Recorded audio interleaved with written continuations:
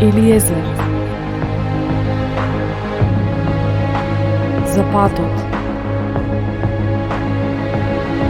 За вистината. За живот.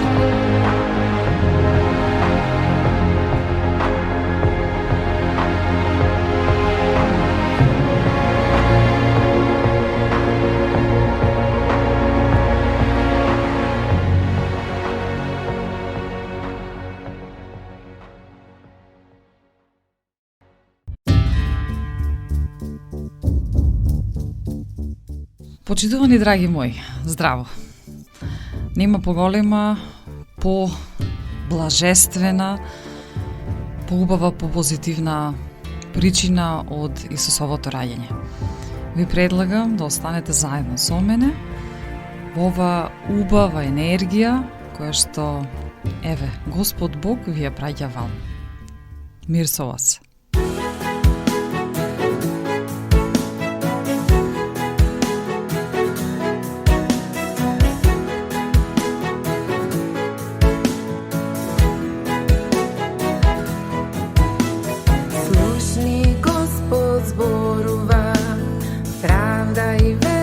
Очекува секој што Бог го повикува, добрина од него добива. Нема страх повеќе, зашто мене тој ми помага секој ден. Кој нас ке начуе во тежок ден, мојот Бог.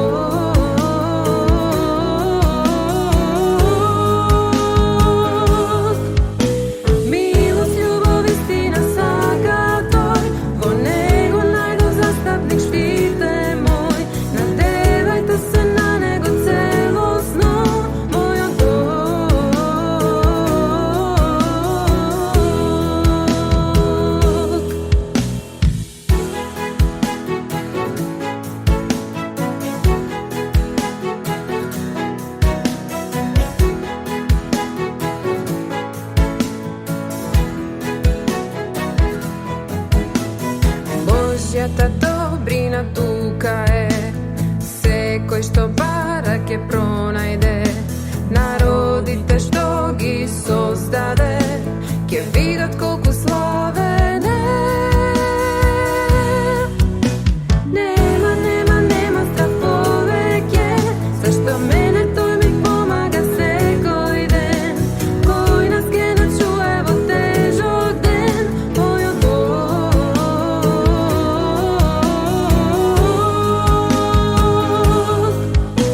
Милост, љубов, истина сака тој, во него најдов застапник, штит е мој. Надевајте се на него целосно, мојот Бог.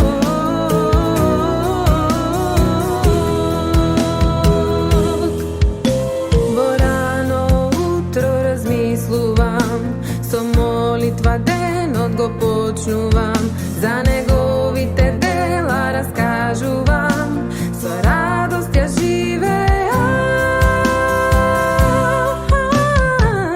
Нема страх повеќе, зашто мене тој ми помага секој ден. Кој нас ке начуе во тежок ден, мојот Бог.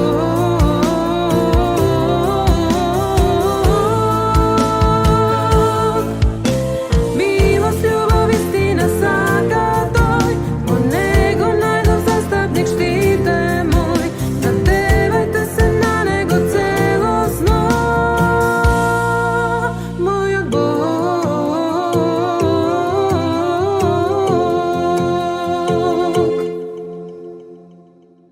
Славете го Господа, зашто е добар. Алилуја. Во северен Израел, во градот Назарет, во Галилеја, живееше девојка по име Марија. Таа беше свршена со дрводелецот Јосиф, кој потекнуваше од родот на големиот цар Давид. Еднаш на Марија и се јави ангелот Гаврил, испратен од Бога. Тој и рече: Радувај се, Бог е со тебе, благословена си ти меѓу жените. Марија се збуни и се исплаши. Што би можеле да значат тие зборови? Ангелот ја успокои. Не плаши се, Марија. Бог те благослови да родиш син, кого ќе го наречеш Исус. Тој вечно ќе царува над Израел и ги го нарекуваат Син Божие. Но Марија не свати. Како ќе роди син кога таа не е омажена? Светиот Дух ќе слезе врз тебе, па затоа и твојот син ќе се нарече Син Божие. Ете, и Елизавета, твојата роднина, иако е во подминати години, исто така чека дете. За Бог нема ништо невозможно. Марија со смиреност и готовност ја прифати Божјата волја. Елизавета, роднината на Марија, живееше на југот од земјата, во планинската Јудеја. Таа и нејзиниот маж, свештеникот Захарија, беа праведни луѓе, кои ги исполнуваа сите Божи заповеди. Меѓутоа, иако супружниците веќе беа стари, тие немаа деца. Во една прилика, додека Захарија служеше во храмот, му се јави Божи ангел. Захарија многу се исплаши, но ангелот му рече: Не плаши се, Захарија, Бог ги слушна твоите молитви. На вас двајцата со Елизавета ќе ви роди син, а името ќе му биде Јован. Тој ќе биде најголем меѓу луѓето и мнозина од синовите Израелеви ќе обрати кон Бога. Нема му предстои да ги исполни луѓето со чиста душа и чиста мисла и да ги подготви за доаѓањето Господово. Но Захарија не му поверува на ангелот, да тој Елизавета се стари, како може да имаат дете? Тогаш ангелот му рече на Захарија: Лично Бог ме испрати кај тебе, а ти не ми веруваш. Како казна, тебе ќе ти се одземе моќта на говор и не ќе можеш да зборуваш дотогаш додека да се изврши она што ти го реков. Така и се случи. Кога Захарија излезе од храмот, тој ја загуби моќта на говорот и можеше да се разбира само со знаци. Наскоро Елизавета почувствува дека ќе стане мајка. По 6 месеци неја ја посети Марија. Таа влезе во домот и се поздрави со Елизавета. Тогаш бебето во утробата на Елизавета заигра, па таа гласно рече: Благословена си ти меѓу жените и благословен е плодот на твојата утроба. И како се случи кај мене да дојде мајката на мојот Господ? Марија остана кај Елизавета околу 3 месеци, а потоа се врати дома. Елизавета го роди детето, Захарија му го даде името Јован и неговата немост веднаш исчезна.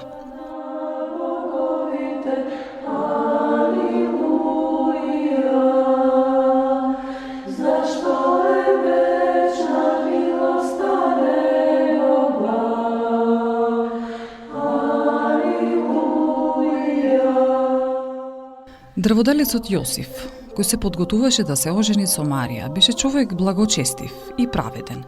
Кога дозна дека Марија очекува дете, не сакаше да ја посрами и намисли тајно да ја отпушти. Меѓутоа, само што го помисли тоа, ангелот Гаврил му се јави насон и му рече: Јосифе, не плаши се да ја земеш Марија. Детето што таа го носи во себе е од Светиот Дух. Таа ќе роди син и ти ќе го наречеш Исус. Тој ќе го спаси својот народ од неговите гревови. Јосиф постапи како што му рече ангелот. Тој стапи во брак со Марија и таа почна да живее во неговиот дом.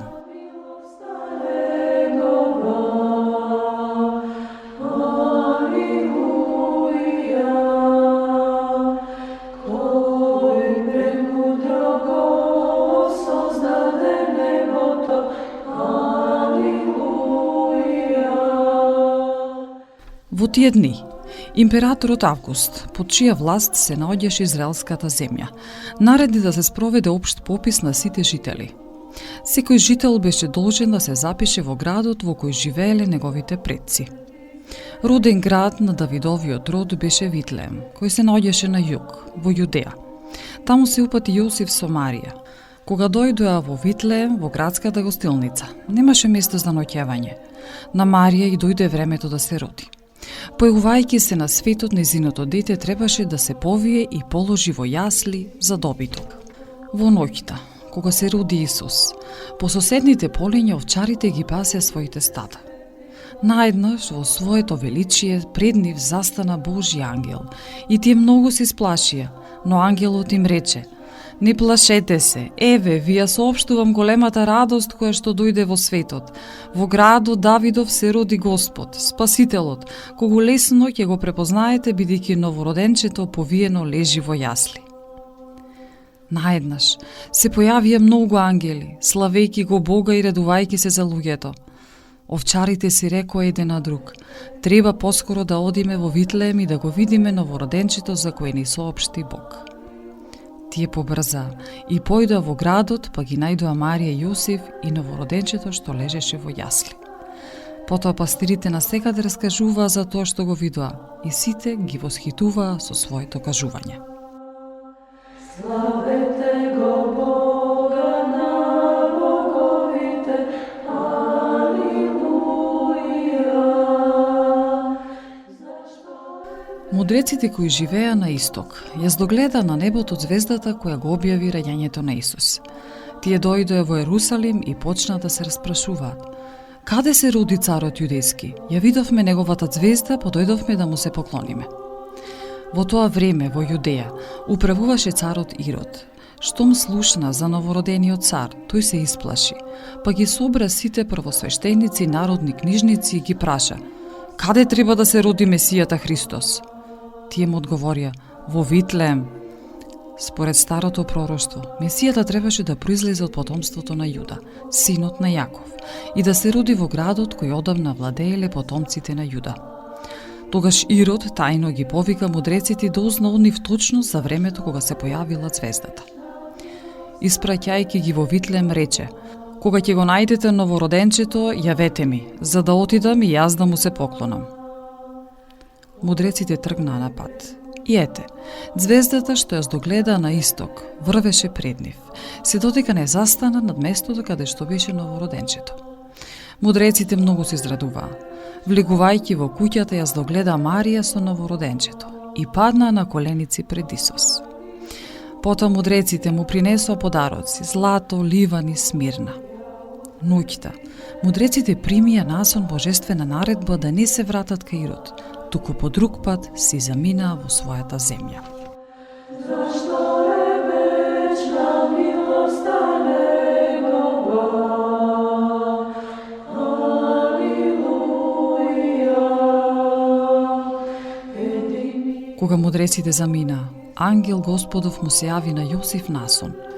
Ангелот му рече на Јосиф да ја земе Марија, новороденчето, и со нив да бега во Египет, затоа што царот Ирод има намера да го најде и да го убие Исус.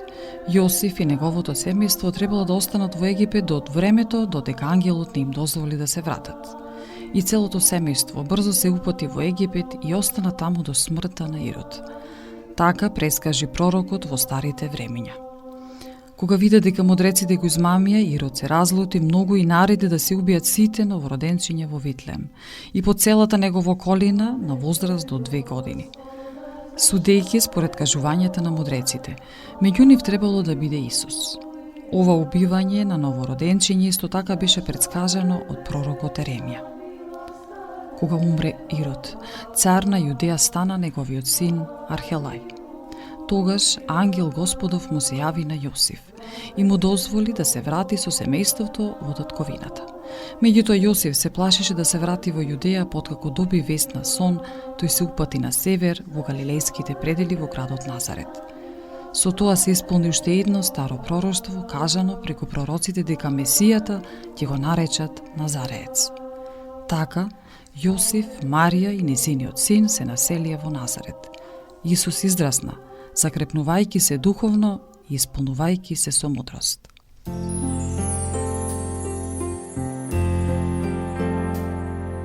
Зелена и прекрасна рајска градина, сите земни животни во слога живеат. Погледна и виде Бог, добро беше се. Човекот е круната на сето создание. Слава на Таткото и Создател на се. Слава на Таткото, ме знае и мене. Можеше ли некој да ме раздели од тој, што ме љуби така